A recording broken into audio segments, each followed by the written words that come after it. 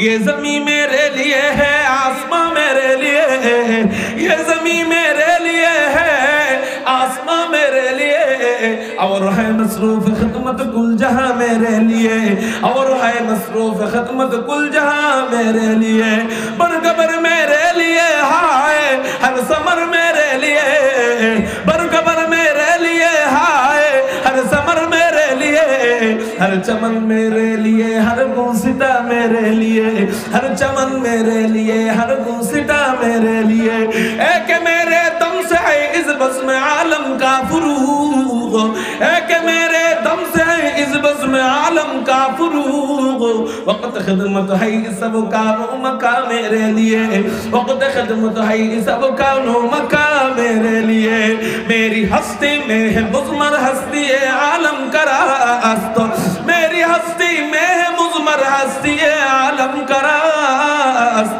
है सब ईजाद शूरे कुन फका मेरे लिए, है सब ईजाद शूरे कुन फका मेरे लिए, चिल्लाए बोली ना सुभान अल्लाह। আল্লাহ পাক রব্বুল আলামিন যেন উম্মতের ফায়দা হয়, আপনার আমার ফায়দা হয় এমন কথাই যেন আমার জবান দিয়ে আল্লাহ বের করেন, বলি আমিন। তো এই কোরআনুল কারীমের গুরুত্ব আমরা আসলে কম জানি না। এই বক্সটা একটু আমার কানের দিকে ফিরায় দেন হালকা, যতটুকু সম্ভব। আপনারা আমার দিকে তাকান। কোরআনের গুরুত্ব আমরা কিন্তু কম জানি না। বলতে পারেন হুজুর কোরআনের বিষয়ে আমরা কি কম ওয়াজ জানি নাকি? আপনার আবার নতুন করে বলার কি দরকার? বলতে পারেন কি পারেন না? আসলে এই কোরআনের বিষয়ে আপনারা কম বয়ান জানেন না। বলেন তো দেখি যে কোরআন শরীফের এক এক অক্ষরে কয়টা করে নেকি পাওয়া যাবে? জোরে বলেন। গেল। 2 নাম্বার, কোরআনুল কারীমের হাফেজ কয়জনকে জান্নাতে নিয়ে যেতে পারবে সুপারিশ করে? এই যে দেখছেন, 2টা প্রশ্ন করলাম, দুটোটাই পারে। প্রশ্ন তো বেশি করতে হয় না। পুরো কোরআন শরীফ ছাত্র মুখস্থ করছে, মুখস্থ করার পরে উস্তাদ পরীক্ষার সময় প্রশ্ন করে কয়টা? তো 3টা প্রশ্ন দিয়েই বুঝে যে এই ছাত্র পুরো কোরআন শরীফ পারে। আমি তবে আবার একটা প্রশ্ন যদি ঠেকে যায়, 3টার মধ্যে একটা যদি ঠেকে যায়, তাহলে বুঝে যে মোটামুটি 100% এর মধ্যে মোটামুটি 40% কাঁচা আছে, 40% দুর্বল আছে। এখন আমি 2টা প্রশ্ন করছি, 2টাই আপনারা পাইছেন, 100-র মধ্যে 60 নাম্বার দিয়ে দিছি, 100-র মধ্যে 60 নাম্বার। এখন 40 নাম্বার পাইবেন কি পাইবেন না সেটা আপনাদের বিষয়। বলেন তো দেখি সুবহানাল্লাহ। আপনাদেরকে বলতে বলি নাই, মানে আমি বলতেছি। বলেন তো দেখি এই সুবহানাল্লাহ যে আমি বললাম এটা শুদ্ধ নাকি অশুদ্ধ? নামাজে দাঁড়াইলাম, আল্লাহু আকবার, বলেন তো শুদ্ধ নাকি অশুদ্ধ?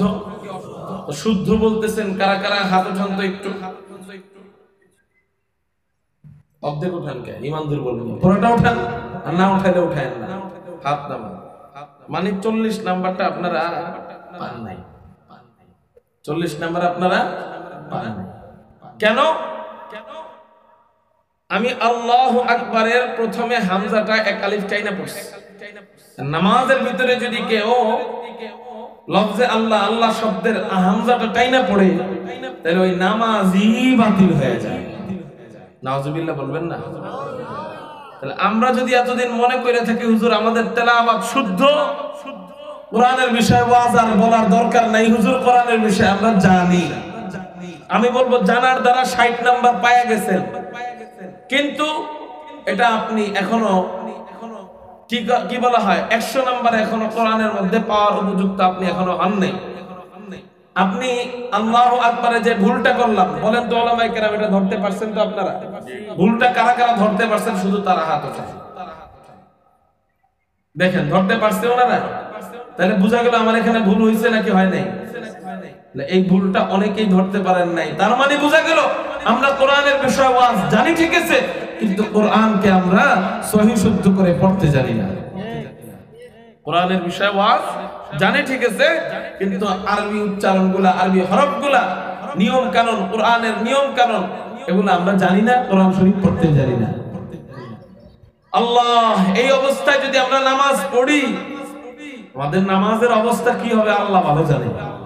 তবে মাসআলা কি বলে?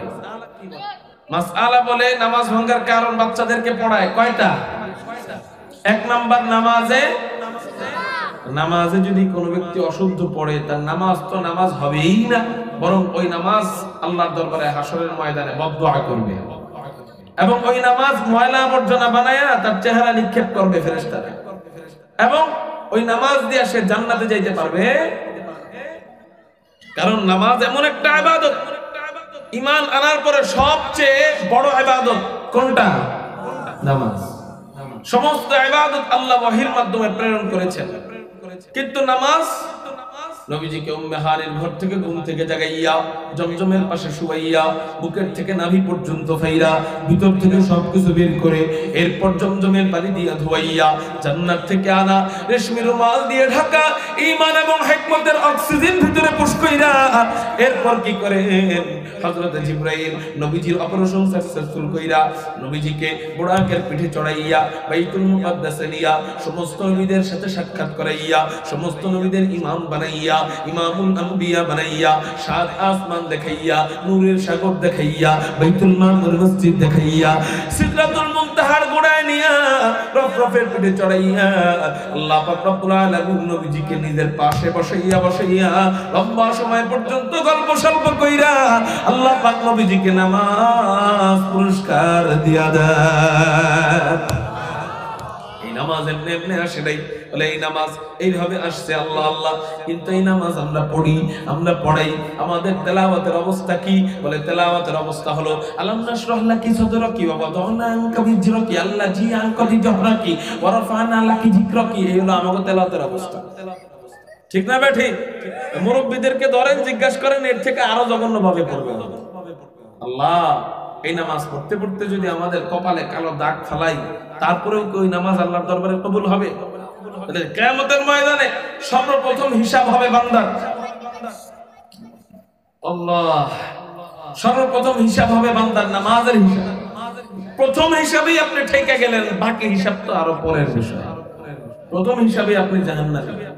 এজন্য আমাদের তেলাওয়াত সহিহ করার দরকার আছে নাকি নাই? হুজুর আমার তো মাদ্রাসায় পড়ার বয়স নাই, তা আমার মনে হয় জীবনে তেলাওয়াত সহিহ করা হবে না। না, আপনার পড়ার লেগে আপনি আরবি শিখিয়ে বাংলা শিখার লেগে একজন টিচার ঠিক করছেন, এরপরে ভূগোল না ইতিহাস এগুলা শিখার লেগে একজন টিচার ঠিক করছেন, এরপর অঙ্কের জন্য একজন টিচার ঠিক করছেন, এরপর ইংরেজির জন্য একজন টিচার ঠিক করছেন, ড্যান্স শেখার জন্য একজন টিচার ঠিক করছেন, গান শেখার জন্য একজন স্যার ঠিক করছেন, আপনার কোরআন শরীফ শিখাবে, জাহান্নাম থেকে জান্নাতে নিয়ে যাবে, এইটার জন্য আপনি একজন উস্তাদ খুঁজে পান না সারা দুনিয়ায়।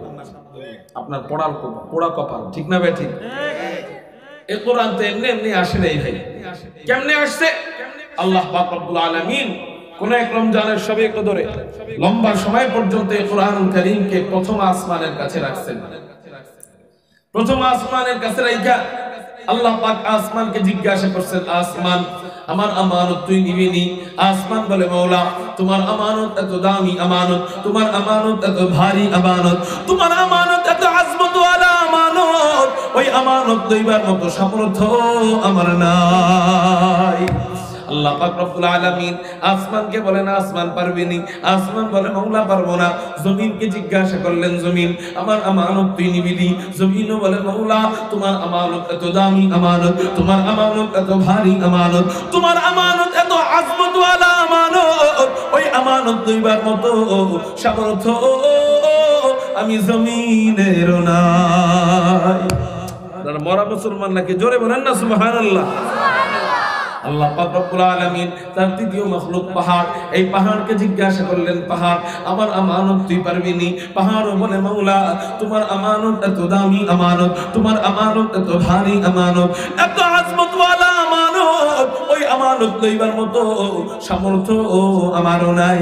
আল্লাহ পাক রব্বুল আলামিন একদম দুর্বল বান্দা মানুষ, কেমন দুর্বল নামাজে দাঁড়ায়, লুঙ্গির মধ্যে যদি একটা তেলা পোকাও দৌড় দেয় ও দেখবেন নামাজ ছাইরা দৌড় দেয়। ঠিক না ঠিক? কেমন দুর্বল ঘুমাইতে যায় কানের মধ্যে মশা কামড় দিতে হয় না, শুধু কেবল পুন পুন করে আর ঘুম ভেঙে যায়। এমন দুর্বল বান্দা আল্লাহ তো নিজে বলেন ওয়া খুলিকাল ইনসানু দাঈফা, মানুষকে বানানো হয়েছে দুর্বল কইরা। এমন দুর্বল বান্দাকে আল্লাহ জিজ্ঞাসা করে মানুষ আমার আমানত তুই নিবি নি? হায় হায়, উদাহরণ দিচ্ছি দেয় বলি কি, এক বাবার 4 ছেলে। কয় ছেলে? 4 ছেলে।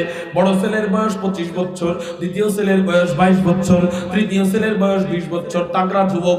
চতুর্থ ছেলে 4-5 বছরের বাচ্চা। বাপ একটা 5 মনের বস্তা নিয়া বড় ছেলেকে জিজ্ঞাসা করে বাজান আমার এই বস্তাটা মাথায় করে বাজারে নিয়ে দিতে পারবানি? বড় ছেলে একবার ঘাট ধরে আবার ওই বস্তার দিকে তাকায়, বলে আব্বা ওই বস্তা আমি পারবো না। দ্বিতীয় সন্তান 22 বছরের সন্তান ওরে জিজ্ঞাসা করছে বাজান আমার এই বস্তাটা মাথায় করে বাজারে নিয়ে দিতে পারবানি? ও বলে বাজান তোমার বস্তা আমি পারবো না। তৃতীয় সন্তানকে জিজ্ঞাসা করে 20 বছরের সন্তান, ও একই উত্তর দেয়। এবার জিজ্ঞাসা করতেছেন চতুর্থ বাচ্চা, বয়স কত? এই মাইকম্যান হালকাই কুটিকো নাই, হালকাই কুদো হালকা, এদিকে খেয়াল করেন আপনারা।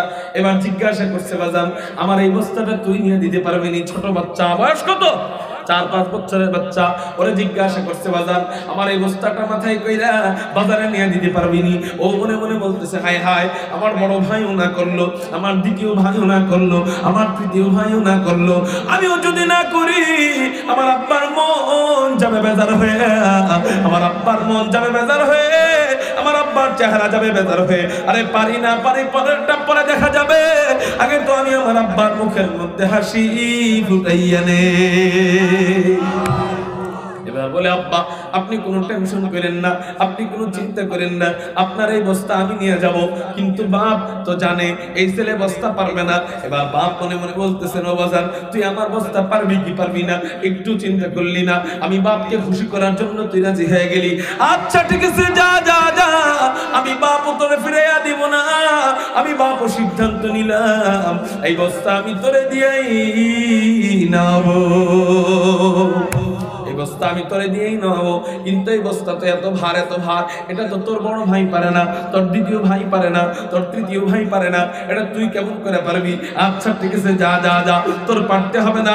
এবার দুইজন কামলা ঠিক করে কামলাদেরকে কানে কানে শিখাইয়া দেয়, এই কামলারা তোর বস্তার পিছন দিয়ে উঁচু করে এমন করে ধরে নিয়ে যাবি, আমার বাচ্চা নিজ দিয়া হই হই করে হাঁটতে হাঁটতে যাবে। সাবধান সাবধান, বস্তার 100 টাকা ভারও যেন আমার বাচ্চার মাথায় না পড়ে। এবার কামলারা পিছন দিয়ে উঁচু করে ধরে নিয়ে যায়, বাচ্চা নিজ দিয়ে হই হই হই করে হাঁটতে হাঁটতে যায়, আর মনে মনে বলে আমি আমার আব্বার মুখের মধ্যে হাসি ফুটাইতে পারলাম। বাজারে যায়, বাজারে যাওয়ার পর বাপ দৌড়াইয়া যাইয়া কামলাদেরকে টাকা দিয়া ছেলেকে কোলে নিয়া চুমায় চুমায় সিক্ত করে দেয়।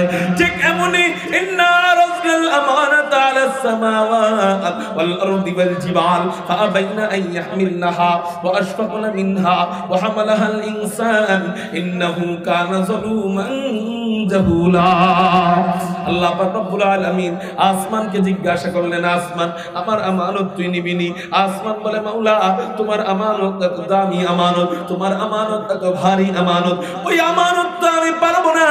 আরে সুবহানাল্লাহ, একটু আমরা যদি মন দিয়ে চিন্তা করি, একটু দিমাগ দিয়ে চিন্তা করি, একটু অনুভব যদি করি, আমরা শুধু কানে লাগাবো সুর তা না, কথা কানে লাগাবো তা না, আমরা একটু অনুভব করার চেষ্টা করব।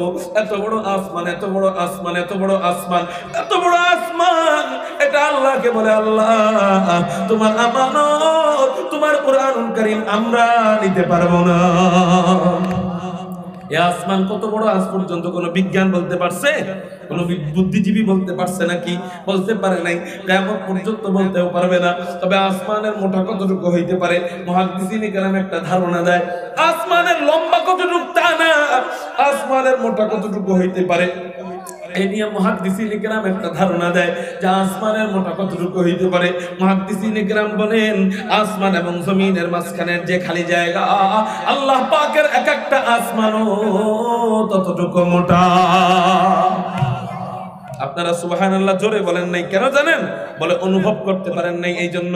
আসেন একটু অনুভব করাই, অনুভব যখন করবেন অটোমেটিক বের হয়ে যাবে সুবহানাল্লাহ। একটু অনুভব করি আমরা। এদিকে কথা চলতেছে কেন? এই বাচ্চারা কথা বলতেছে কেন? তোমরা এদিকে তাকাও, একবার ওইদিকে তাকাবা না, ওই যে এখনো তাকায় রয়েছে, এদিকে তাকাও। তো বলতেছিলাম আসমান জমিনের মাঝখানের কত খালি জায়গা? নবীজি বলেন আসমান জমিনের মাঝখানের খালি জায়গা হলো 500 বছরের রাস্তা। এত বলেন নবীজি। আর বিজ্ঞান কি বলে? বিজ্ঞান বলে আসমানের নিচে তারকা আছে। আল্লাহ পাক রব্বুল আলামিন বলেন ইন্না যায়্যানাস সামাআদ দুনিয়া বিজিনাতিল কাওয়াকিব। প্রথম আসমান আল্লাহ সাজাইছেন তারকারাজি দিয়ে। এই তারকার থেকে জমিনের দিকে আলো ছোটে। কি ছোটে বলেন? এই আলো ছোটার একটা গতি আছে। ওই যে আলো ওখান থেকে এখানে আসছে, একটা গতিতে আসছে। তো কয় কিলোমিটার গতিতে তারার আলো জমিনের দিকে ধেয়ে আসতেছে।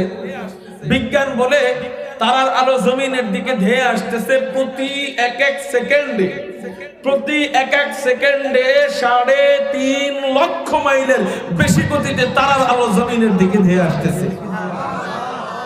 এবার একটু চিন্তা করেন, 1 সেকেন্ডে যদি 3.5 লক্ষ মাইল হয়, তাহলে 1 মিনিটে কত আসে? 1 মিনিটে যদি এত আসে, 1 ঘন্টায় কত? 1 ঘন্টায় যদি এত আসে, 1 দিনে কত? 1 দিনে যদি এত আসে, তাহলে 1 সপ্তাহে কত? 1 সপ্তাহে যদি এত আসে, 1 মাসে কত? 1 মাসে যদি এত আসে, 1 বছরে কত? 1 বছরে যদি এত আসে, যেদিন থেকে আল্লাহ তারকা সৃষ্টি করছেন, মানুষ তৈরির হাজার হাজার হাজার বছর আগে আল্লাহ তারকা সৃষ্টি করছেন, সেদিন থেকে আলো পড়া শুরু হয়েছে। আজ পর্যন্ত এই তারার আলো জমিন ধরতে পারে নাই। এবার বুঝেন আসমান এবং জমিনের মাঝখানের কত পরিমাণ খালি জায়গা।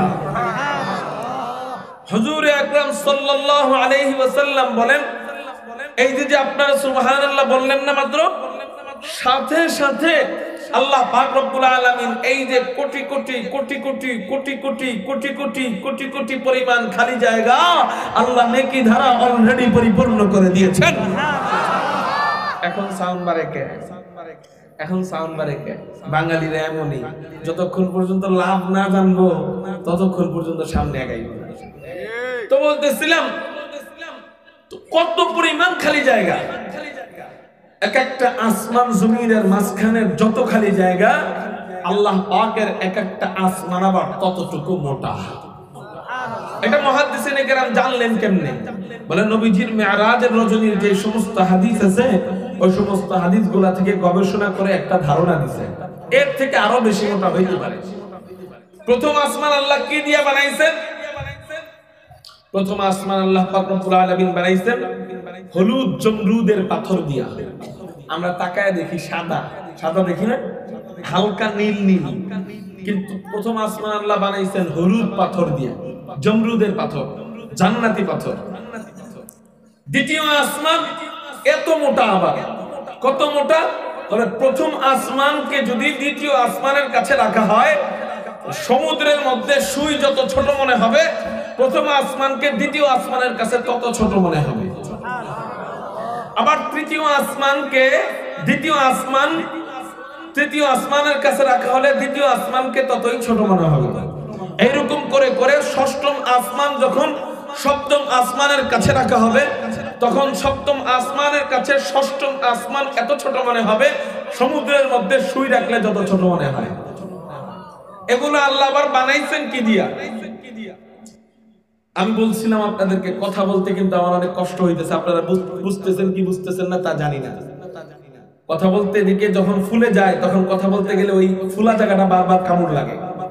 আমি কষ্ট করে বলতে রাজি, আমার কষ্ট সার্থক তখন যখন আপনারা কষ্টের মর্যাদা দিবেন, একটু বসে থাকবেন, ঠিক না ঠিক? কিন্তু দাঁড়ায় থাকলে তো কষ্টের মর্যাদা হইল না। তাকায় দেখেন, ওই যে দেখেন জায়গা, ওই যে দেখেন জায়গা। তুই যাস কে? এত কলেজে পড়ে গেছে, তুই যাস কে? এরা বসবো নিয়ত করতেছে একটু একটু। বসবেন না আপনারা? আদাবিদি মুসলমান, আদাবিদি মুসলমান। আল্লাহ বসবার তৌফিক দান করুক সবাই, বলে না আমি সিস্টেম করে আনলাম না। সিস্টেম করলে এরা বসে যাবে, সিস্টেম করার অত সময় নেই। তো বলতেছিলাম ভাই, তোরে আনতে পারছি আমি খুশি আছি, তুই যে তো পলাইতে রইছিস। আপনারা আমার দিক খেয়াল করেন, একটু কষ্টটাকে একটু আপনারা মূল্যায়ন করেন, তাহলে আমি খুশি, আলহামদুলিল্লাহ। তো বলতেছিলাম আল্লাহ পাক রব্বুল আলামিন এবার কি করেন? প্রথম আসমানকে আল্লাহ পাক রব্বুল আলামিন বানাইছেন হলুদ জমরুদের পাথর দিয়া, দ্বিতীয় আসমান আল্লাহ পাক বানাইছেন সাদা রূপা দিয়া, তৃতীয় আসমান বানাইছেন পুরাটা লাল স্বর্ণ দিয়া, চতুর্থ আসমান আবারও সাদা রূপা দিয়া বানান, পঞ্চম আসমান আল্লাহ পাক রব্বুল আলামিন লাল ইয়াকুতের পাথর দিয়ে বানান, ষষ্ঠম আসমান আল্লাহ পাক রব্বুল আলামিন সবুজ জমরুদের পাথর দিয়ে বানান, সপ্তম আসমান আল্লাহ পাক রব্বুল আলামিন কোন স্বর্ণ রূপা দিয়ে বানান না, সপ্তম আসমান আল্লাহ পাক রব্বুল আলামিন নূর দিয়ে বানান। বান্দা আমি এগুলা কার জন্য বানাইছি জানোস নি? আমার জন্য তো আমি আল্লাহ এগুলা বানাই নাই। তাহলে বানাইছে কাদের জন্য?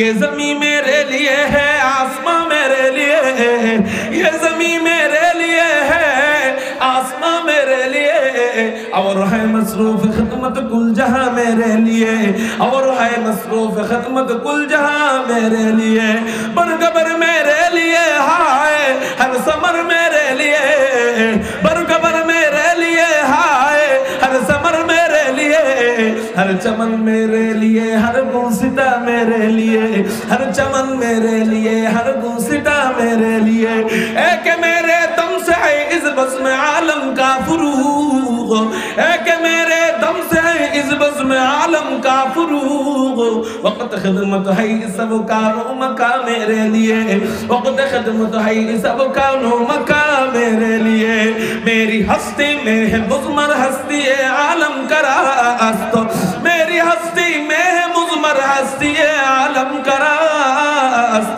है ये सब ईजाद शूरे कुन फका मेरे लिए, है ये सब ईजाद शूरे कुन फका मेरे लिए, चिल्लाए बोली ना सुभान अल्लाह। আল্লাহ পাক রব্বুল আলামিন সাত আসমান বানাইছেন, সাত জমিন বানাইছেন, নক্ষত্র রাজি বানাইছেন, সবকিছু আমাদের জন্য। তো বলতেছিলাম আল্লাহ পাক প্রথম আসমানকে বললেন, আসমান আমার আমানত তুই নিবিনি। আসমান বলে মাওলা তোমার আমানত এত দামি আমানত, এত ভারী আমানত, ওই আমানত আমি নিতে পারবো না। জমিনকে বললেন, জমিনও একই কথা বলে, পাহাড়কে বললেন, পাহাড়ও একই কথা বলে। আল্লাহ পাক রব্বুল আলামিন একদম দুর্বল বান্দা মানুষ, এই মানুষকে জিজ্ঞাসা করলেন, মানুষ আমার আমানত তুই পারবিনি?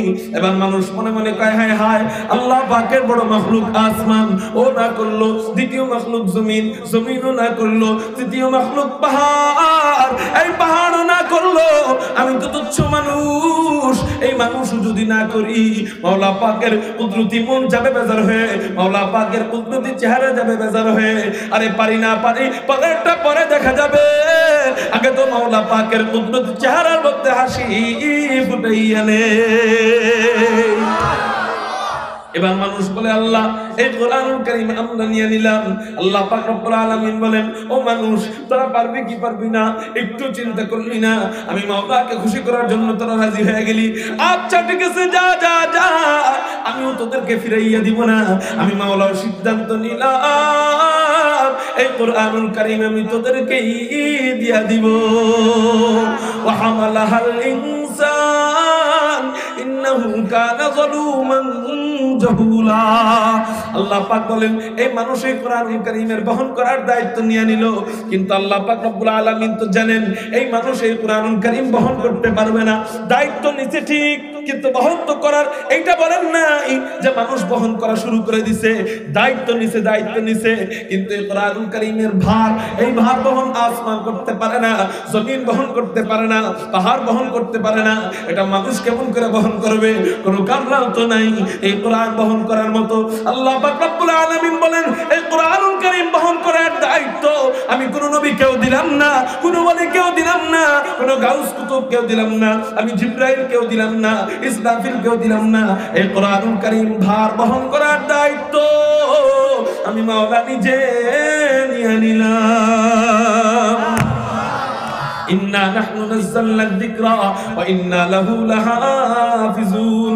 এই কোরআনুল কারীম নাযিল করেছি আমি মাওলা, এই কোরআনুল কারীম হেফাজত করার দায়িত্ব আমি নিয়ে নিলাম।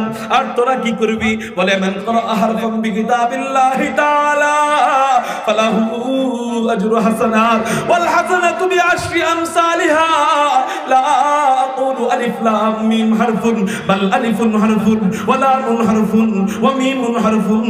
বলে কোন ব্যক্তি যদি কোরআনুল কারীমের এক এক আয়াত তেলাওয়াত করে, এক এক অক্ষর তেলাওয়াত করে, এক এক অক্ষরের বিনিময়ে আল্লাহ পাক রব্বুল আলামিন কমপক্ষে 10টা করে নেকি দান করে দিবেন। আর কি হবে, এই কোরআনুল কারীম ভার বহন করার ওই দায়িত্ব তোদেরকে দেই নাই, ওটা নিয়ে টেনশন করতে হবে না। এই কোরআনুল কারীম নাযিল করেছি আমি মাওলা, এটা হেফাজত করার জিম্মাদার আমি মাওলা নিজে নিয়ে নিলাম। এখন বলেন, কোরআন নাযিলের 1450 বছর পার হয়ে গেছে, আজ পর্যন্ত একটা সূরা দূরে থাক, একটা আয়াত দূরে থাক, একটা বাক্য দূরে থাক, একটা শব্দ দূরে থাক, একটা অক্ষর দূরে থাক, একটা জবর দূরে থাক, জের দূরে থাক, একটা পেশ, একটা তানবীর, একটা নুকতা, একটা জজম, একটা তাসদীদ পর্যন্ত কেউ পাল্টাইতে পারছে কিনা? কেউ পাল্টাইতে পারে নাই, কিয়ামত পর্যন্ত কেউ পাল্টাইতেও পারবে না। এমন একটা দামি কিতাব আল্লাহ পাক রব্বুল আলামিন আমাদেরকে দিবেন। এই বলেন এবার কোরআন চায়া নিছে কারা? জোরে জোরে, আরে মানুষ বললে দূরে মনে হয়। বলেন কোরআনুল কারীম চায়া নিছে আমি, বলেন কোরআনুল কারীম চায়া নিছে আমি। আল্লাহ কোরআন আমাকে দেন মানে আমি পড়বো। ইয়াসিন ওয়াল কুরআনিল হাকীম, আল্লাহ কোরআনুল কারীম আমাকে দেন মানে আমি পড়বো। আর রহমান আল্লামাল কুরআন, আর আমি পড়ি কি? মনে কষ্ট পায়েন না, এটাই বাস্তবতা। আমরা কোরআনুল কারীম চাই নিলাম, অথচ পড়াই কি বাচ্চাদেরকে? হাট্টিমা টিম টিম, তারা মাঠে পারে ডিম, তাদের খারাপ সিং ঠিক না ঠিক?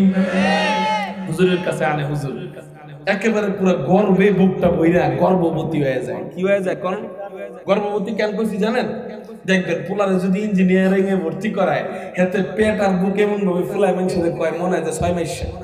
আমার পোলা চিনো কেডা? কয় কেডা? আমার পোলা ইঞ্জিনিয়ারিং ভর্তি করাইছে। হুজুরের কাছে আনে, হুজুর এই যে বড় পোলারে দেখতেছেন মারামারিতে পটু, দোয়া করেন এটা সেনাবাহিনী বানানো। আচ্ছা ঠিক আছে, দোয়া করে দিলাম। দ্বিতীয় পোলাটারে দেখতেছেন, হুজুর এটা না ইঞ্জিনিয়ারিং বুদ্ধি আছে, আমার মোবাইল ব্যাংকের টর্চ লাইট বানাইলে, হুজুর দোয়া করেন এটা ইঞ্জিনিয়ার বানানো। আচ্ছা ঠিক আছে, দোয়া করে দিলাম।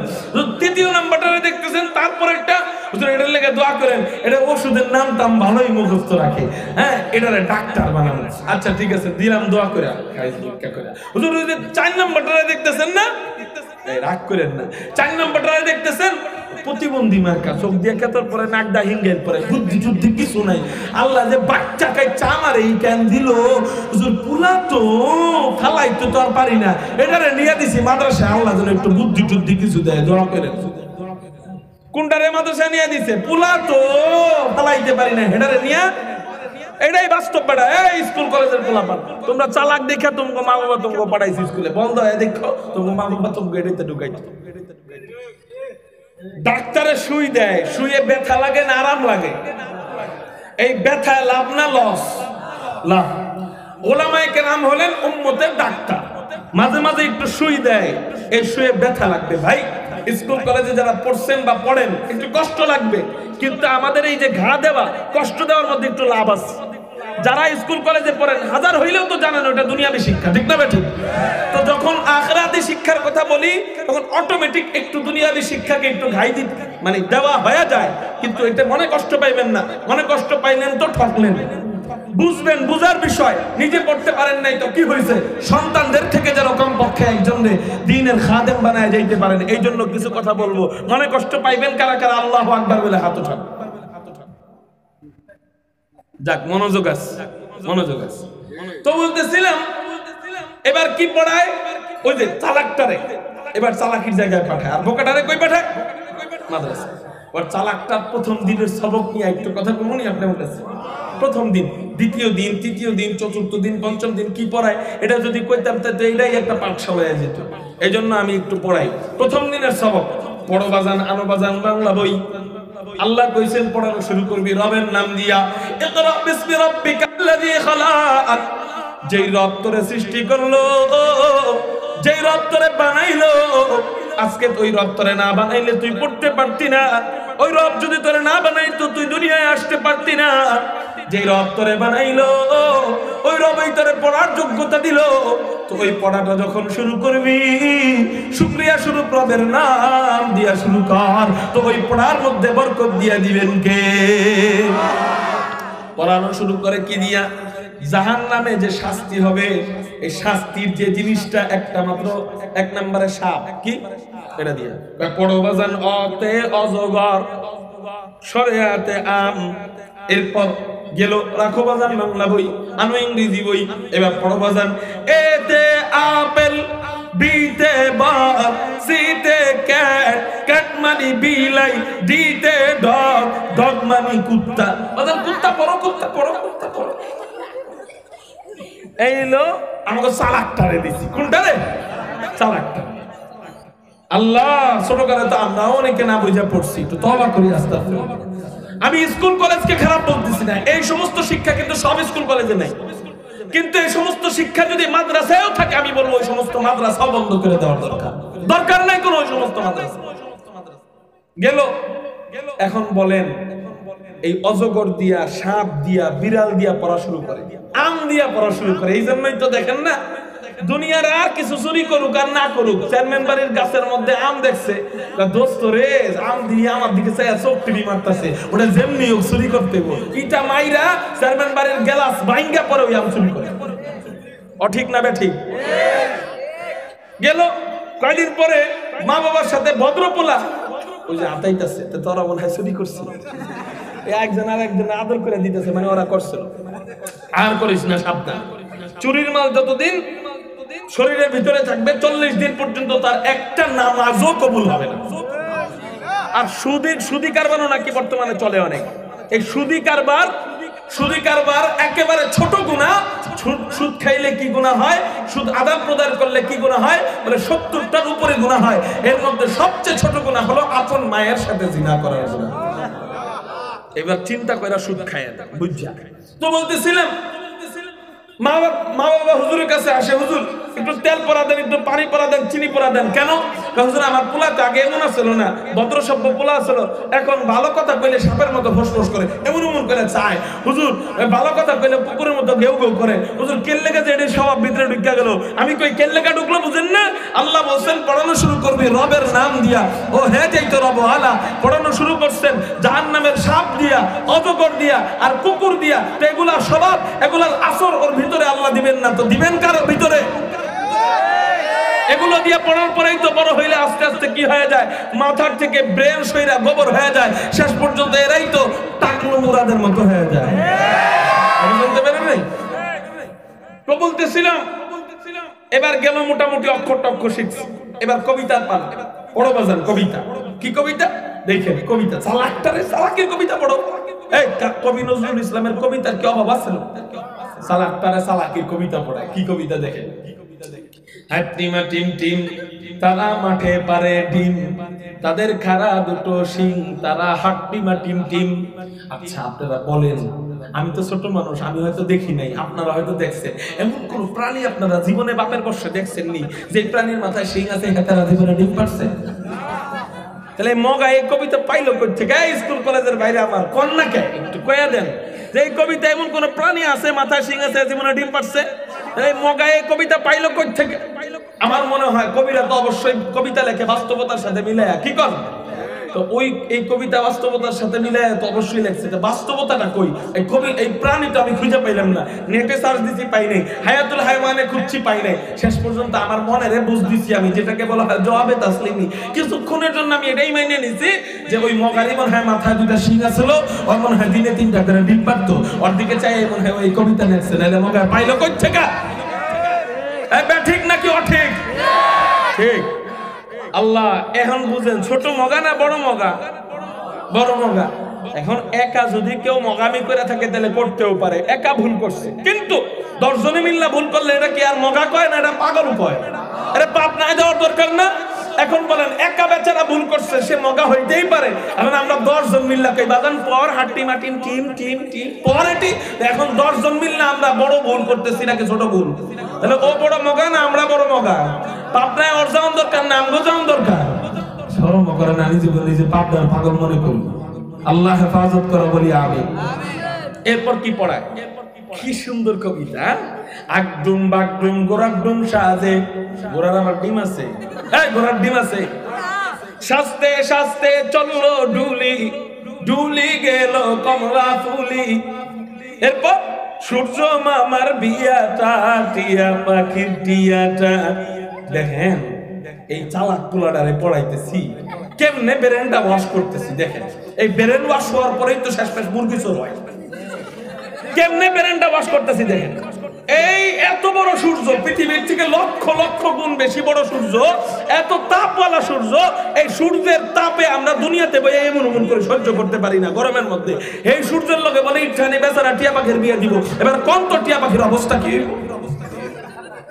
কয় না? নাউজুবিল্লাহ।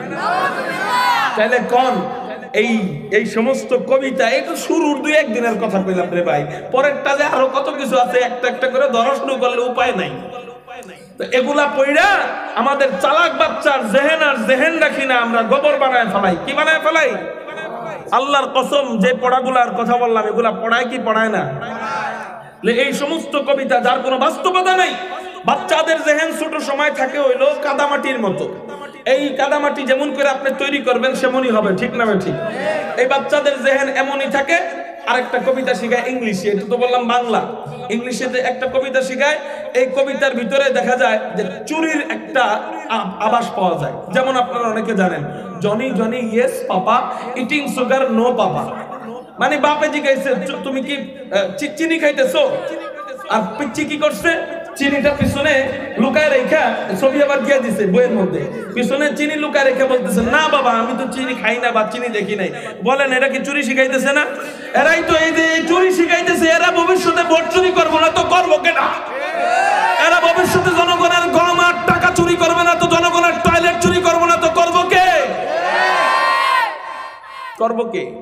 মিয়া পরে স্লোগান দেন যে হ্যাঁ মন্ত্রী আমাকে দিচ্ছে, হ্যাঁ সব খায় লাইলো, সব খাই লাইলো। কেন বুঝেন না? তো শিখাইছি তো ছোটকালে। সব নেতা কিন্তু আমাদের বাংলাদেশের নেতার কথা কই নাই, এটা ইংলিশের কথা কইছি। ইংলিশ তো আমেরিকার নেতারা চোর, আমাদের বাংলাদেশের নেতারা না। আবার ভুল মনে করেন না, ঠিক না? চোরও আছে অনেকে, ডাকাইতো আছে। তো আমি চোরের কথা বললাম, বাংলাদেশের নেতারা কি তা তো আর কইতে যায়নি, বিদেশের কথা কইছি, বুঝছেন নি? তো বলতেছিলাম কষ্ট পায়েন না, একটু শুই নিতেছি, শুয়ে লাভ আছে মিয়া। আর বোকাটারে কি করে, বাকি রুচিনি বোকাটা চালাকটা, এগুলা শিখার পরে একদিন তার নাম হয় বুদ্ধিজীবী, মানে বুদ্ধির হেডমাস্টার। এডি শিখছি, এডি শিক্ষা আস্তে আস্তে বড় হয়, বড় হওয়ার পরে সে বুদ্ধির জীবী। আমাকে নাসিরউদ্দিন যুক্তিবাদী সব কয় কি, মাথার বুদ্ধি সব জিহ্বায় পড়ছে, এই জন্য অগরা বুদ্ধিজীবী, জিহ্বায়ের নাম জীবী, বুঝছেন? তো এক সময় নাম হইতে বুদ্ধিজীবী, ডাক্তার, ডক্টর, ব্যারিস্টার, ইঞ্জিনিয়ার। এবার এটা কি একটু স্টপ রাখেন। এখন আসেন ওই বোকা বাচ্চার কথা। আজকে চোখে আঙ্গুল দিয়ে দেখায় যাব, মিথ্যা বললে আপনার জুতা আমার গাল, মিথ্যা বললে আপনার জুতা আমার। আজকে চোখে আঙ্গুল দিয়ে দেখায় যাব শ্রেষ্ঠ বুদ্ধিজীবী কারা। আখিরাতে কে জিতে কে হারে ওটা পরের বিষয়, কিন্তু দুনিয়াতেই কে জিতে কে হারে আজকে দেখায় যাব আপনাদেরকে। শুনে যাবেন তো ইনশাআল্লাহ? কারা কারা শুনবেন আল্লাহু আকবার বলে হাত উঠান। হাত নামান। আজকে চোখে আঙ্গুল দিয়ে দেখায় দিব মাদ্রাসার ছাত্ররা বুদ্ধিজীবী না হেতেরা বুদ্ধিজীবী দেখায় দিব। শোনেন, এবার মাদ্রাসার ছাত্ররা মাদ্রাসায় যায়, তো মাদ্রাসায় ঘর থেকে বের হইতে দেরি হয়।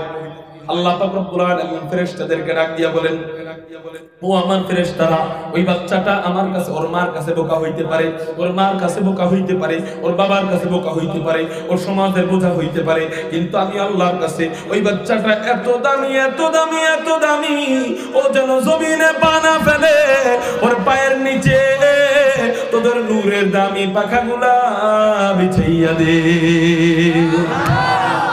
এবার ওই বাচ্চার পায়ের নিচে ফেরেশতাদের নূরের দামি পাখাগুলা বিছাইয়া দেয়। আরে নূরের পাখার কত দাম! আপনাদেরকে একটু আগে আসমানের একটা হিসাব বলছি যে এক একটা আসমান আল্লাহ কি দিয়ে বানাইছেন। এক একটা আসমান আল্লাহ স্বর্ণ দিয়ে বানাইছেন, রূপা দিয়ে বানাইছেন। এইরকম 7 আসমান 7 জমিন যদি এক পাল্লা রাখা হয়, আর ফেরেশতাদের যে নূরের পাখা, এই নূরের পাখার মাত্র একটা পর যদি আরেক পাল্লা রাখা হয়, বলে ফেরেশতাদের নূরের পাখা 7 আসমান 7 জমিনের থেকে অনেক অনেক গুণ বেশি দামি হবে।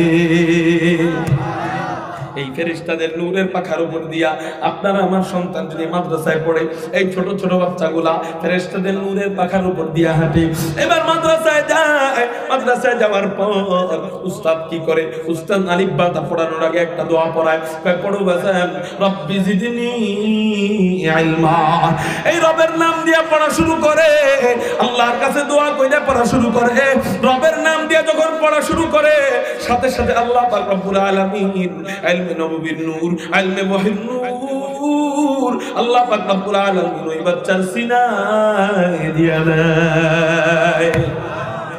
ওই বাচ্চার সিনায় যখন ইলমে নববীর নূর দিয়া দেয়, ইলমে ওয়াহির নূর দিয়া দেয়, কুরআনের নূর দিয়া দেয়, হাদিসের নূর দিয়া দেয়, তখন কি হয়? বলে ওই বাচ্চাটা সাধারণ কোনো বাচ্চা থাকে না, ওই বাচ্চাটা দুনিয়া আখিরাতের সর্বশ্রেষ্ঠ বুদ্ধিজীবী হয়ে যায়। ওই বাচ্চাটাই সর্বশ্রেষ্ঠ বুদ্ধিজীবী হয়ে যায়। ও মেরে মুহতারাম ভাইও, কেমনে হয়? কেমনে হয়? বলে ওই বাচ্চা একদিন বড় হয়, বড় হওয়ার পরে নাম হয় মাওলানা সাহেব। নাম কি হয়?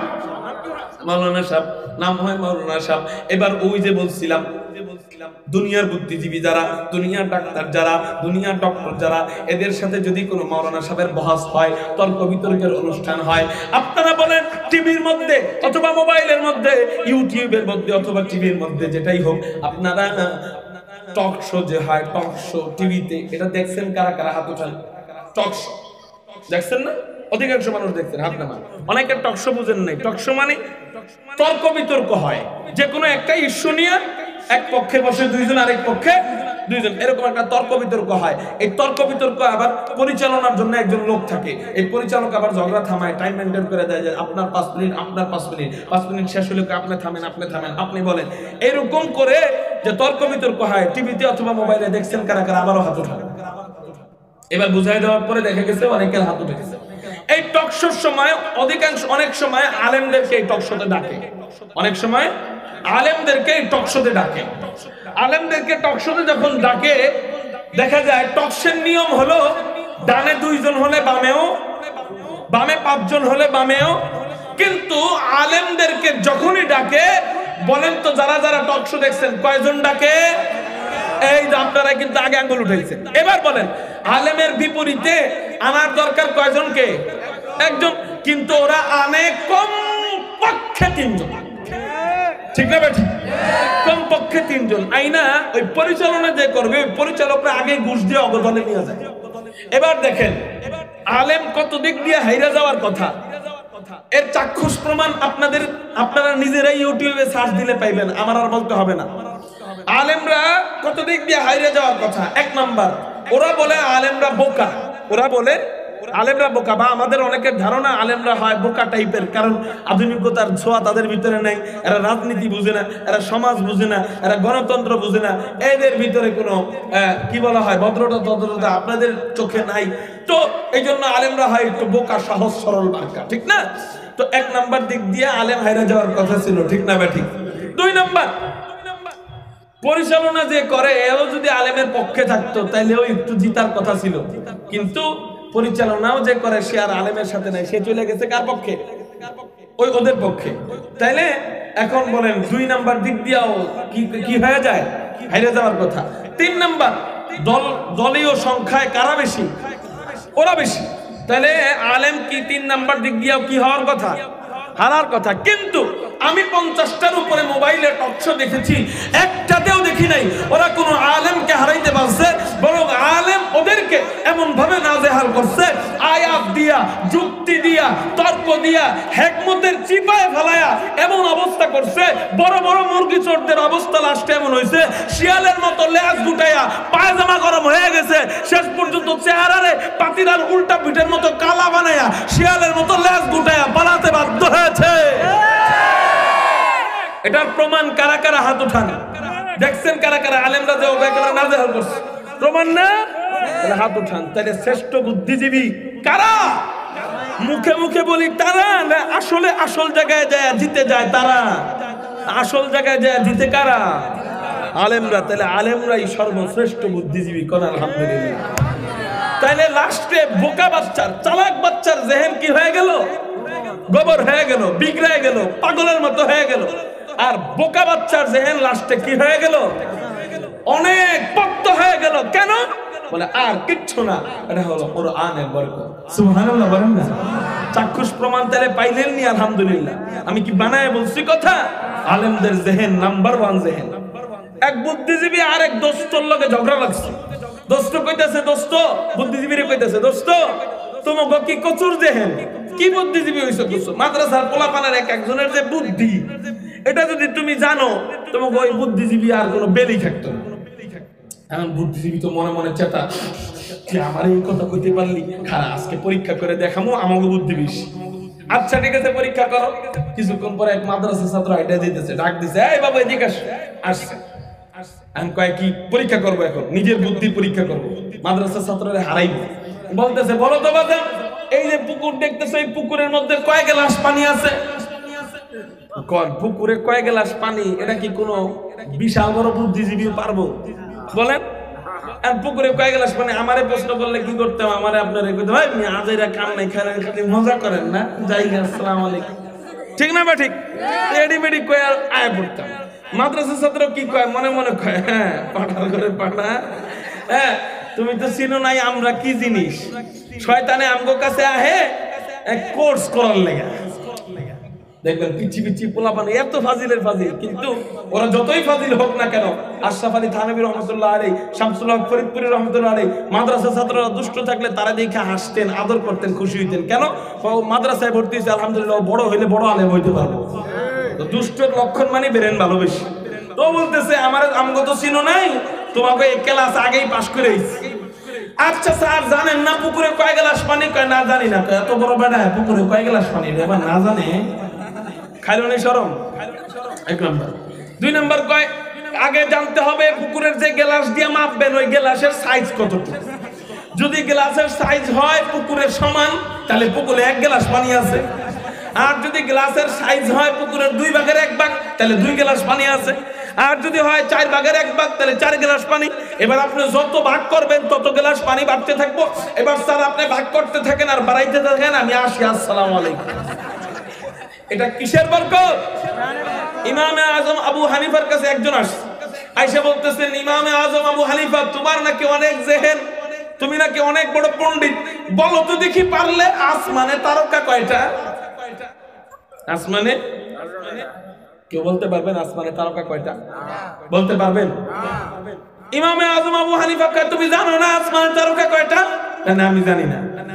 আসমানে তারকা 20 কোটি। আপনি বললেন কেমনে? আমি যেমনে মালা হেমনে গুনছি, তোর বিশ্বাস না হইলে তুই গয়না দেখ। তোর বিশ্বাস না হইলে এটা কিসের নূর? কন্যাকে কুরআনের নূর। আলেম ওলামাদের সাথে তোরা মারামারি কইরা পারবি, আলেমদেরকে জেলে নিয়ে পারবি, আলেমদেরকে রাতের আধারে লাইট বন্ধ করে হত্যা করতে পারবি, কিন্তু ইলম নিয়ে লাগতে আসবি তোদের লুঙ্গি আর ছায়া খুলে ফেলবে ইনশাআল্লাহ। আমাদের এক বুজুর্গ ছিলেন আল্লামা মুস্তাফা আল হুসাইনি রহমাতুল্লাহ আলাইহি। হোটেলে ঢুকছেন খাওয়ার জন্য, খাইতেছেন কি? বলে পোলাও দিয়া রোস্ট খাইতেছেন, পোলাও দিয়া রোস্ট। আর হুজুররা তো আপনারা জানেন রোস্টের আড্ডি এমন ভাবে চাবায়, এখানে আড্ডির আলিফ থেকে নিয়ে ইয়া পর্যন্ত মুতালা করে খায়। এখন হুজুরে খুব কাদা করে চাবাইতেছে, পাশে একজন বসা বুদ্ধিজীবী চা দিয়া রুটি খাইতেছে, চা দিয়া রুটি খাইতেছে। বুদ্ধিজীবী তো মনে মনে রাগ, হুজুররা যে এই যে স্টেজের মধ্যে বয়া বয়া আমাকে যেভাবে বাস আর গ্যান্ডারি দিয়া যায়, আজকে সুযোগ একটা পাইছি হুজুরে, আমি অনেক শখ, অনেক দিনের একটা শখ, আমি হুজুর গো বাস দিব, আমি হুজুর গো বাস দিব। হুজুরে কইতেছে, হুজুর বলেন তো দেখি আমাদের দেশের কুকুর বিড়ালরা মুরগির রোস্ট চাবায় কেমনে? হুজুরে খাইতেছে কি? হ্যাঁ খাইতেছে কি? চা দিয়া রুটি। হুজুরে কইতেছে কোন তো দেখি হুজুর আমাগো দেশের কুত্তা বিলাইরা মুরগির রোস্ট চাবায় কেমনে? হুজুরে কে আপনি জানেন না? না জানি না। আমাগো দেশের বড় লোকেরা কোটটাই পরে চা দিয়া রুটি তেমনে চাবায়, আমাগো দেশের কুত্তা বিলাইরা মুরগির রোস্ট এমনেই চাবায়। এটা কিসের বরকত কোন না কে? কোরআনের বরকত। পাকিস্তানের এক আলেম সংসদে ঢুকছে মাদ্রাসার একটা সাইন নেওয়ার লেগে। এমন মুহূর্তে ভিতরে ঢুকার পরে দেখে মহিলা মন্ত্রী বসা। আর মহিলা মন্ত্রী চিন্তা করতেছে হুজুররা যে সমান অধিকারের বিরোধিতা করে, আজকে হুজুরে আইছে সংসদের ভিতরে, আজকে হুজুরে আমি ফাটাবাসের টিভিতে ফেলাম। মহিলা মন্ত্রী চিন্তা করছে কেমনে ফেলাইবো। ওই ডান দিক থেকে আমি মুসাফা করতে করতে যাবো, যাকে বলা হয় ইংরেজি ভাষাতে হ্যান্ডশেক। মুসাফা করতে করতে করতে করতে যাবো, দেখুন হুজুরে পলায় কই, কারণ হুজুরে তো মাঝখানে। আমি নেত্রী মানুষ, আমি যদি হাত বাড়ায় দেই হুজুরে তো হাত না দিয়ে পারবো না। আর হাত যদি না দেয় তাহলে আমি অপমান হব। হাত না দিলে বাস আমি অপমান হওয়ার কারণে ওনার সিগনেচার আর দিব না। এই ফোন দিয়ে এইটা যে উনি হাত দিতেই হবে, হাত না দিয়া হুজুরে আজকে যাবে কোথায়? মুসাফা করতে শুরু করছে। হুজুরে কয় আই আমি তো বলছি এখন মাইনকা বসে টিভিতে, এখন আমি যদি মুসাফা না করি তাতে আমার সিগনেচার দিব না।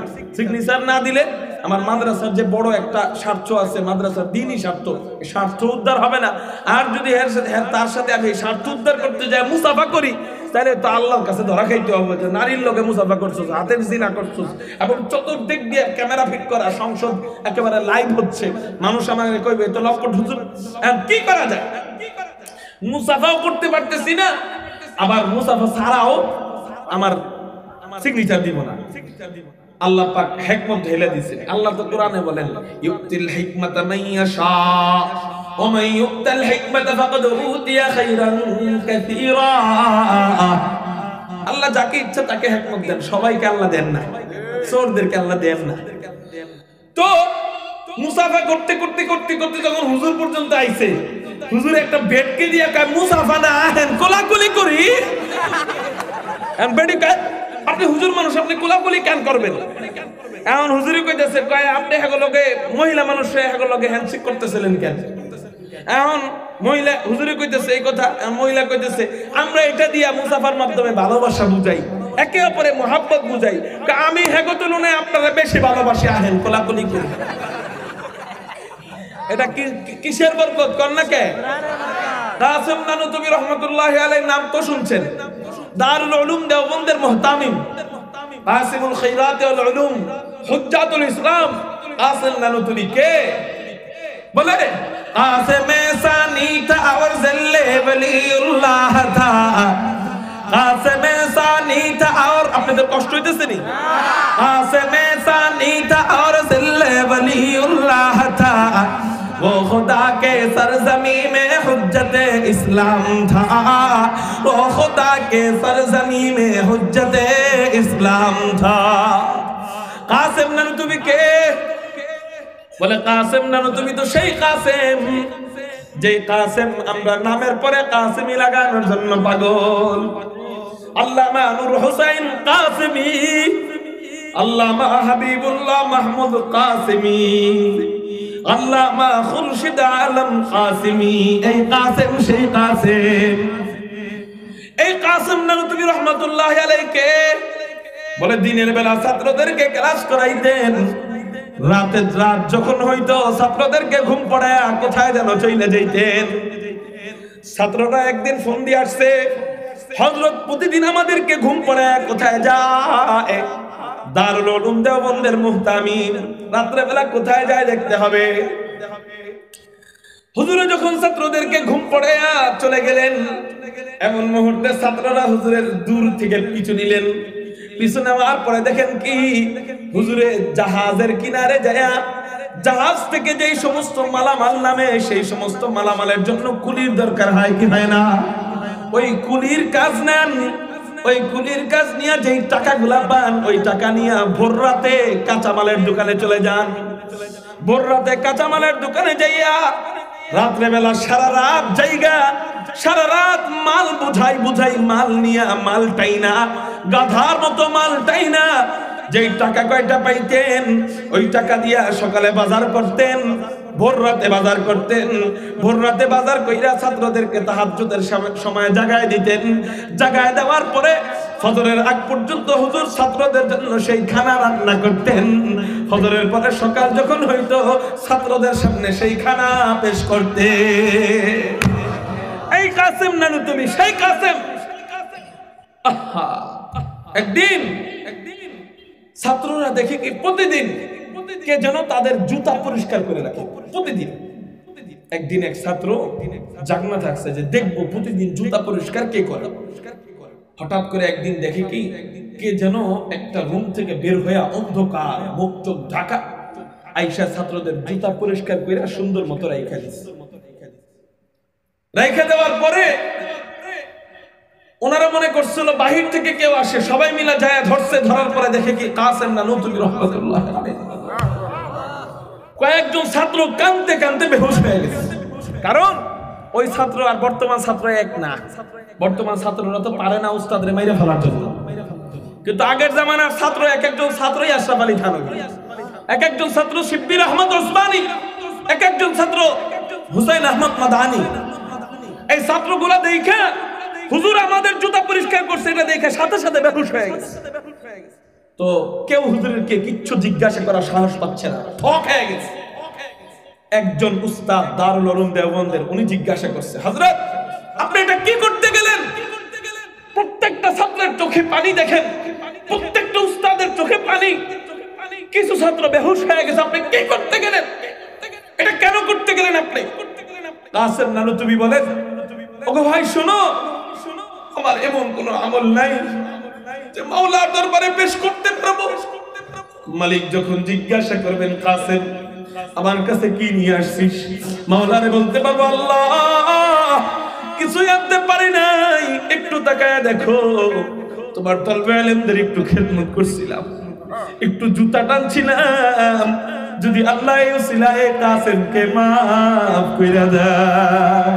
কাসেমে সানি থা और जिल्ले वलीउल्लाह था, कासिमे सानी था और जिल्ले वलीउल्लाह था, वो खुदा के सरजमी में हुज्जत इस्लाम था। সংক্ষিপ্ত একটু পরিচয় দিলাম কাসেম নানুতুবি। তো বলতেছিলাম উনি একদিন সাতটা মসজিদ ঝাড়ু দিতেছেন, এমন মুহূর্তে ইংরেজের পুলিশ বাহিনী ওখানে উপস্থিত। ইংরেজের পুলিশ বাহিনী আইসা বলতেছেন, এ মিয়া মৌলভী কাসেম কাহা? মৌলভী কাসেম কোথায়? মৌলভী কাসেম কে? উনি নিজেই আইসা ওনাকে বলতেছেন মৌলভী কাসেম কাহা। এখন উনি যদি চিন্তা করেন হায় হায় আমি যদি বলি আমি মৌলভী কাসেম তাহলে তোর কাছে ধরা আমার জেলখানায় ভরবে, আর যদি বলি আমি মৌলভী কাসেমকে চিনি না তাহলে তো আল্লাহর কাছে ধরা, আল্লাহ আমারে মিথ্যা বলার কারণে শাস্তি দিবে। এখন সত্য বললেও জেলখানা, মিথ্যা বললেও জেলখানা, কি করা যায়? মাঝখান দিয়ে একটা হিকমত বের করছেন। উনি যেই জায়গায় দাঁড়াইছিলেন ওই জায়গার থেকে 5 হাত দূরে যায় আগের জায়গায় দেখায় বলতেছেন মৌলভী কাসেম আভি তো ইহা থা, কিছুক্ষণ আগেই তো এখানে ছিল, এখন জানি কই। বুঝেন নাই আমার কথা? ওই ছাগলের মাথা কেউ এরকম নি, ও মনে করছিল মৌলভী কাসেম বুঝি 20 মিনিট আগে এখানে ছিল, এখন জানি নাই। কিন্তু আসলে ওই ওখান থেকে উনি নিজেই সরে যায় বলতেছেন মৌলভী কাসেম আভি তো ইহা থা, কিছুক্ষণ আগেই তো এখানে ছিল। এই হলো মৌলভীদের জেহেন, এই হলো আলেমদের জেহেন। হায় হুজুর আপনারা এই জেহেন পাইলেন কোথায়? বলে আমরা এই জেহেন পাইছি হলো আমাদের পড়া শুরু করছি রবের নাম দিয়া, তোমরা পড়া শুরু করছো অজগর দিয়া। তো অজগর ওয়ালাদের সাথে রবের নাম ওয়ালাদের সাথে, রব ওয়ালাদের সাথে অজগর ওয়ালারা কেমনে পারবে? আল্লাহর কসম করে বলে, আল্লাহর কসম করে বলি ওই সমস্ত টকশোর মধ্যে তোমরা 3-4 জন না, সারা দুনিয়ার বুদ্ধিজীবীরাও যদি মাদ্রাসার ন্যূনতম একজন আলেমের সাথে আসো, একজন আলেমের সাথে তোমরা কুলায় উঠতে পারবা না। তারাও কবিতা পড়ে, আমরাও কবিতা পড়ি। তারা কি পড়ে কবিতা দেখেন। এই কবিতা বলে আমার বয়ান আমি শেষ করব। ও মেরে মুহতারাম ভাইও, বুঝতেছি আপনাদের অনেক কষ্ট হইতেছে, এই জন্য আর সময় দিব না। দেখেন কবিতা পড়ে, হাট্টি মাটিম টিম লাস্টে ম, তারা মাঠে পারে ডিম লাস্টে ম, তাদের খানা দুটো সিং, ময়ের কেরামতি শেষ। আর আমার মাওলার কোরআন যদি পড়েন, এই কোরআনের ভিতরে যদি কবিতা তালাশ করতে যান, বলে তাদের থেকে কোটি কোটি গুণ বেশি সুন্দর ছন্দমিল, বেশি সুন্দর কবিতা আমার মাওলা কোরআনের আয়াতে আয়াতে সাজায় রাখছে। কোন আয়াত পড়বেন দেখবেন কি চমৎকার। সব আয়াতের শেষে সিন, আউযু বিল্লাহি মিনাশ শাইতানির রাজীম, কুল আউযু বিরাব্বিন নাস, মালিকিন নাস, ইলাহিন নাস, মিন শাররিল ওয়াসওয়াসিল খান্নাস। আবার কোন আয়াত পড়বেন দেখবেন কি চমৎকার। সব আয়াতের শেষে কাফ, কুল আউযু বিরাব্বিল ফালাক, মিন শাররি মা খালাক। আবার কোন আয়াত পড়বেন দেখবেন কি চমৎকার। সব আয়াতের শেষে দাল পড়েন না, কুল হুয়াল্লাহু আহাদ, আল্লাহুস সামাদ, লাম ইয়ালিদ ওয়া লাম ইউলাদ ওয়া লাম ইয়াকুল লাহু কুফুয়ান আহাদ। আবার কোন আয়াত পড়বেন দেখবেন কি চমৎকার। সব আয়াতের শেষে বা, তাব্বাত ইয়াদা আবি লাহাবি ওয়া তাব্ব। এই আপনারা উঠতেছেন কেন? আপনারা কি চুক্তি করে পায়খানা ধরে নাকি? হ্যাঁ, ওয়াদা দিয়ে দেবেন আজকে একটা বিষয়। বসেন সবাই, একজনও উঠবেন না। শুনেন, কোন আয়াত পড়বেন দেখবেন সব আয়াতের শেষে বা, তাব্বাত ইয়াদা আবি লাহাবি ওয়া তাব্ব, মা আগনা আনহু মালুহু ওয়া মা কাসাব। আবার কোন আয়াত পড়বেন দেখবেন কি চমৎকার। সব আয়াতের শেষে লাম, আলাম তারা কাইফা ফাআলা রাব্বুকা বিআসহাবিল ফিল, আলাম ইয়াজআল কাইদাহুম ফি তাযলিল, ওয়া আরসালা আলাইহিম তায়রুন আবাবিল তারমিহিম বিহিজারাতিন মিন সিজ্জিল। আল্লাহু আকবার। আবার কোন আয়াত পড়বেন দেখবেন সব আয়াতের শেষে বলতা, আল কারিআহ মাল কারিআহ ওয়া মা আদরাকা মাল কারিআহ। আবার কোন আয়াত পড়বেন কি চমৎকার। সব আয়াতের শেষে লম্বাতা, ইদাশ শামসু কুবিরাত ওয়া ইদান নুজুমু কাদারাত ওয়া ইদাল জিবালু সুয়িরাত ওয়া ইদাল ইশারু উত্তিলাত। আবার কোন আয়াত পড়বেন সব আয়াতের শেষে খারা জবর, ওয়াদ-দুহা ওয়াল লাইলি ইযা সাজা, মা ওয়াদ্দা'কা রাব্বুকা ওয়া মা ক্বালা, ওয়ালাল আখিরাতু খায়রুল লাকা মিনাল উলা, ওয়ালাসাউফা ইউ'তিকা রাব্বুকা ফাতারদা। আবার কোন আয়াত পড়বেন দেখবেন কি চমৎকার। সব আয়াতের শেষে নুন, الرحمن علم القرآن خلق الإنسان علمه البيان। আবার কোন আয়াত পড়বেন দেখবেন সব আয়াতের শেষে ওয়াও, ওয়ান নাজমি ইযা হাওয়া, মা দাল্লা সাহিবুকুম ওয়া মা গাওয়া, ওয়া মা ইয়ানতিকু আনিল হাওয়া। আবার কোন আয়াত পড়বেন দেখবেন কি চমৎকার। সব আয়াতের শেষে রা, ইয়া আইয়ুহাল মুদ্দাসসির কুম ফাআনদির ওয়া রাব্বাকা ফাকাব্বির ওয়া সিয়াবাকা ফাতাহহির ওয়ার রুজুজা ফাহজুর। আবার কোন আয়াত পড়বেন সব আয়াতের শেষে আলিফ, ওয়াল মুরসালাতি উরফা ফাল আসিফাতি আসফা ওয়ান নাশিরাতি নাশরা ফাল ফারিকাতি ফারকা ফাল মুলকিয়াতি যিকরা ওয়াজরান আও নুজরা। আবার কোন আয়াত পড়বেন দেখবেন কি চমৎকার। সব আয়াতের শেষে হা আলিফ, ওয়াশ শামসি ওয়া দুহাহা আল কমারি ইযা তালাহা ওয়ান নাহারি ইযা জাল্লাহা ওয়াল লাইলি ইযা ইয়াগশাহা ওয়াস সামাই ওয়া মা বানাহা ওয়াল আরদি ওয়া মা তুহাহা ওয়া নাফসি ওয়া মা সাওয়াহা ফাআলহামাহা ফুজুরাহা ওয়া তাকওয়াহা ক্বাদ আফলাহা মান যাক্কাহা। আমার মাওলার কয়েকটা আয়াত ব্যতীত মনে হয় পুরা কুরআনটাই জান্নাতি কবিতা।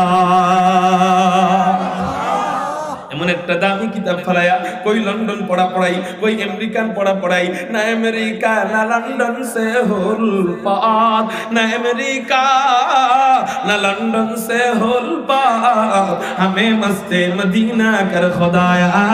এমন একটা দামি কিতাব পড়ায়া কি পড়াই, হাট্টি মাটিম টিম তারা মাঠে পারে ডিম, হাসরের ময়দানে পাইবেন গোরার ডিম। কেডা কইছে ঠিক? ওই গোরার ডিম খাইলেও একটু পেটের ক্ষুধা নিবারণ হইতো, উহাও আপনার আমার লেগে নাই। বড় জোর আগুনের ডিম থাকতে পারে, কথা বুঝছেন? এই যে বলছি বেশক, এটাই বেশক, আগুনের ডিম থাকতে পারে। আল্লাহ আল্লাহ, তো মনে আছে ওই চালাক বাচ্চার বোকা বাচ্চার কথা? তো দুনিয়াতেই কেজিতে। এবার বাবা মারা গেছে, মনে করেন আমার বয়ান শেষের দিকে আমি নিয়ে যাইতেছি, আমার বাবা মারা গেছে। মারা যাওয়ার পরে ডাক দিবে না, ওই ইঞ্জিনিয়ার সাহেব আসো, তোমার বাবাকে মেসেজ করে তুমি গোসল করায় দাও।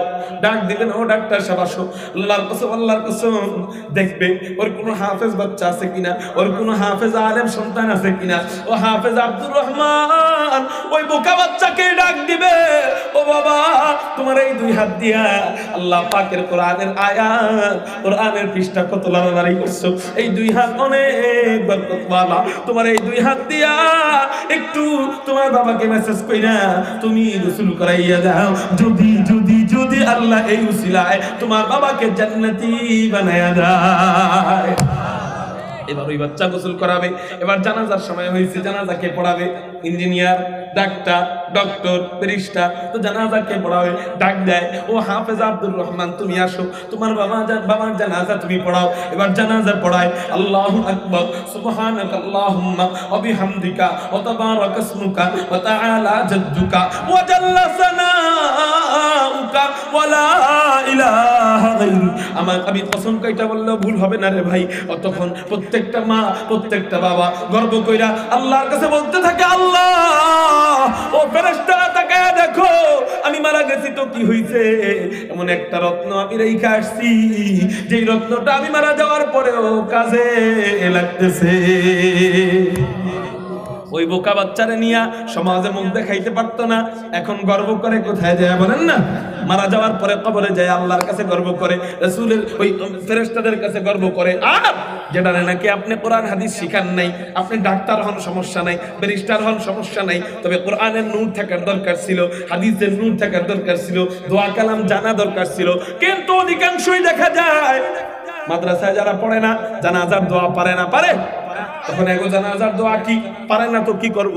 এইভাবে জানাজা এখন পড়ে কেমনে? আল্লাহু আকবার। ঠিক না বে ঠিক? জানাজার অবস্থা আমগো এলাকার এক নেতা ছিল, মানুষের জানাজা জীবনেও পড়ে না। নেতা প্র্যাকটিসের ব্যাপার আছে না, মা মরে গেছে হঠাৎ করে, এখন তো জানাজা পড়ন লাগে। এখন জানাজার নামাজ ইমাম সাহেব আল্লাহু আকবার কইছে, এটার মা মরছে, মন খারাপ, নিচে দিচ্ছে ইমাম সাহেব তো দেখে নাই কি করে, জীবনে জানাজা পড়ে নাই, জানে না জানাজা কেমনে পড়ে, মনে করছে অন্য নফল নামাজের মতোই। এখন নামাজে দাঁড়াইছে, আল্লাহু আকবার, ইমাম সাহেব দ্বিতীয় তাকবীর দিছে, দ্বিতীয় তাকবীরে গেছে রুকুতে, ইমাম সাহেব তৃতীয় তাকবীর দিছে, হ্যাঁ গেছে সেজদায়, পিছন দাবার সাল্লি রাখা কি বুঝছেন নি, স্যার খারায় যান জানাজা হইতাছে না। আল্লাহ আল্লাহ, ওই সমস্ত মা বাবা ওই সমস্ত সন্তানরে নিয়ে সমাজে গর্ভবতী কোন আর গর্বিত কোন যাই কোন সমাজে যাই ছিল, ওই সমস্ত সন্তানরে নিয়ে কবরে যাওয়ার পর কইবো, আল্লাহ এমন একটা রত্ন দুনিয়ায় রেখে আসছি, যে রত্ন আমার জানা যায় রুকু করে সেজদাও করে, কেউ কেউ আবার কইরা থাকে। কইবো এটা আল্লাহরে কইবো, আল্লাহ সারা শয়তানরে তাড়াতাড়ি দূর করো, ওর জ্বালায় ফেরেশতাদের কাছে মুখ দেখাইতে পারতেছি। ঠিক না? ঠিক। তাহলে কাজে লাগে জানাজার সময় কোনটা রে? ওই বোকা বাচ্চারই কাজে লাগে। এবার কবরে আগে নামবে কে? সিলেক্ট হয়, কবরে নামবে ওই বোকা বাচ্চাই, ওই হাফেজ বাচ্চা। তুমি আগে কবরে নামো, ওখানে কবরে নামানো হয় আগে ওকে। এবার কবর দেওয়া শেষ হয়, দোয়া করবে কে? বলে রাসূলের হাদিস, মারা যাওয়ার পরে সব কিছু বন্ধ হয়ে যায়, কিন্তু তিন জিনিস বন্ধ হয় না। এর মধ্যে একটা হলো নেককার সন্তানের দোয়া। কবরে যাইতে থাকে কোন আমল, কোন দোয়া আল্লাহ ফিরাইয়া দেন না। চিল্লায় বলেন সুবহানাল্লাহ। ওই বাচ্চা দোয়া করতে দেরি হয়, হাদিস যদি সত্য হয়ে থাকে তাহলে এই কথাও সত্য, ওই বাচ্চা দোয়া করতে দেরি হয়, আল্লাহ আপনার কবরের আযাব বন্ধ করতে একটু দেরি করেন না। এবার কি হয়? হাসরের ময়দানে আল্লাহ পাক রব্বুল আলামিন ওই যে চালাকটি কয়, তোর বাপ তোরে কোরআনুল কারীম শিখায় নাই, তোর মা তোরে কোরআনুল কারীম শিখায় নাই, হাফেজ বানায় নাই, হাদিস শিখায় নাই, নামাজ শিখায় নাই, রোজা শিখায় নাই, যা যা জাহান্নামে যা। ওই বাচ্চা আল্লাহর কাছে একটা দোয়া করবে, কি দোয়া?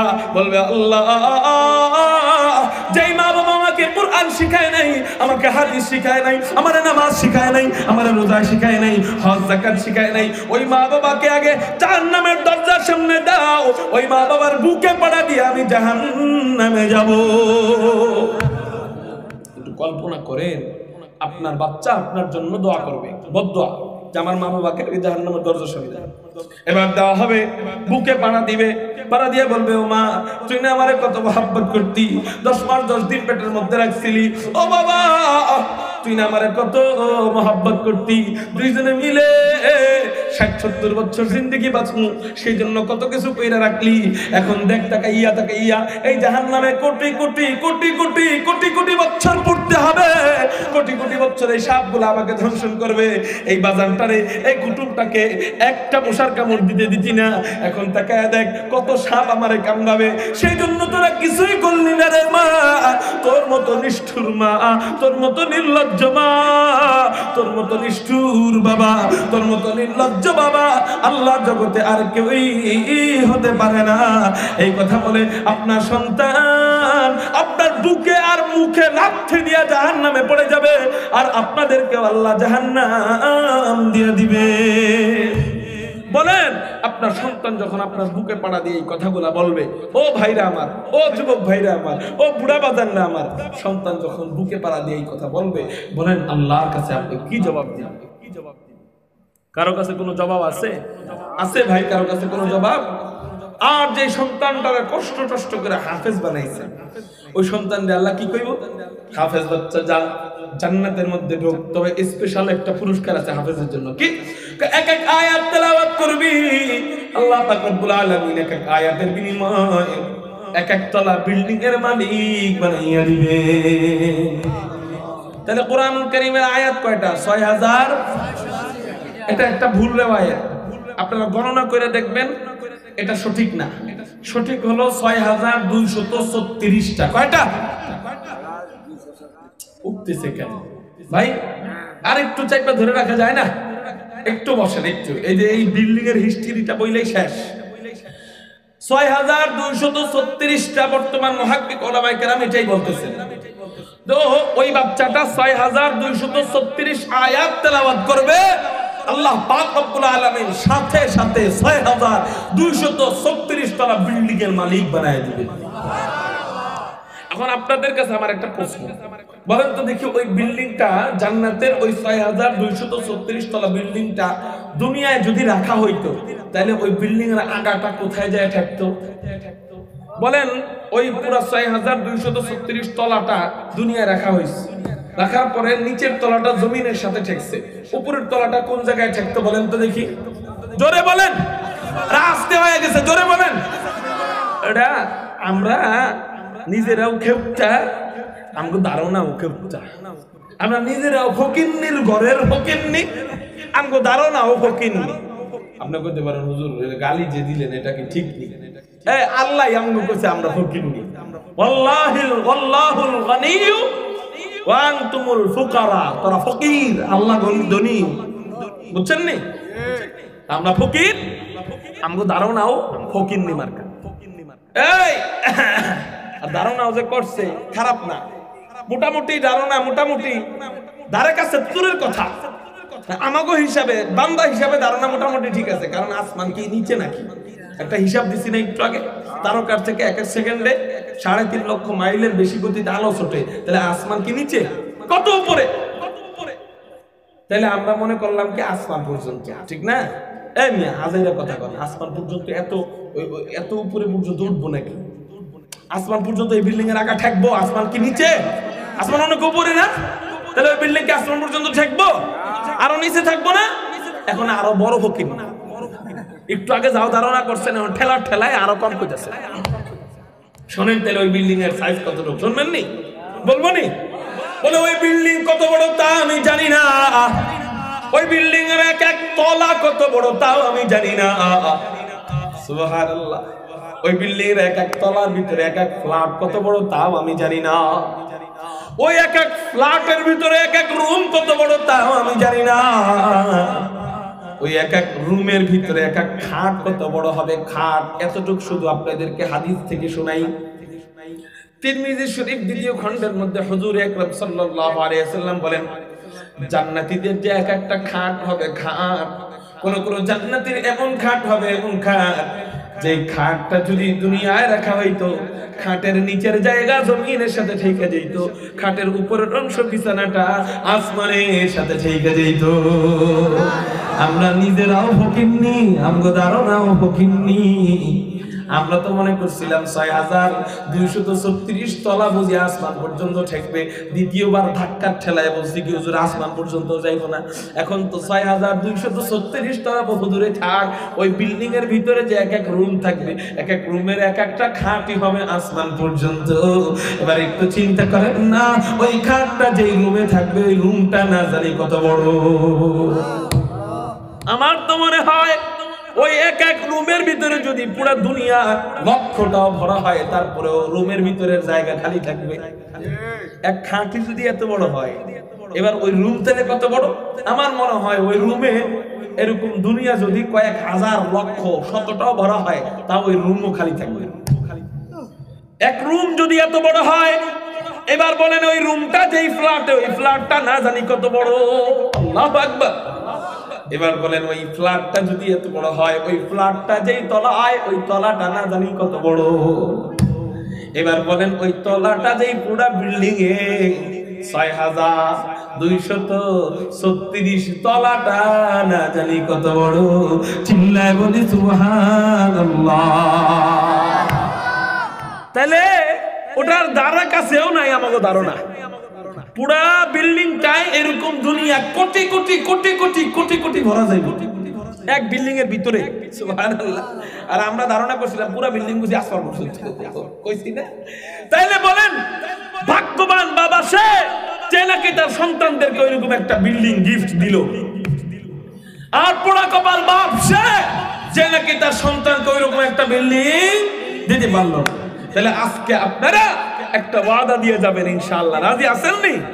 বলেন ওয়াদাটা দিতে প্রত্যেকেই রাজি আছেন ইনশাআল্লাহ? আল্লাহ তুমি ওয়াদা দেওয়ার তৌফিক দাও। 2 অধ্যায়ে ওয়াদা দিবে। প্রথম অধ্যায়ে যদি সবাই হাত উঠায়, তাহলে আর দ্বিতীয় অধ্যায়ে ওয়াদা দেওয়ার দরকার নেই। প্রথম অধ্যায়টা একটু কঠিন, দ্বিতীয় অধ্যায়টা একেবারে সহজ। প্রথম অধ্যায়টা একটু কঠিন, বেশি কঠিন না, একটু কঠিন। আমরা জানলাম আখিরাতেও জিতে কে? আলেম মাদ্রাসা ছাত্র। দুনিয়াতেও জিতে কে? আলেম মাদ্রাসা ছাত্র। আখিরাতে খালি জিতছেই না, আল্লাহ বলবে যা জান্নাতে ঢোক। আল্লাহকে বলবে আল্লাহ 10 জনকে না নিয়ে আমি জান্নাতে যাবই না। শুনেন, এবার বলবে আল্লাহ, আল্লাহ বলবে যা 10 জন, কোন 10 জনকে আমি চাই নিয়ে যা।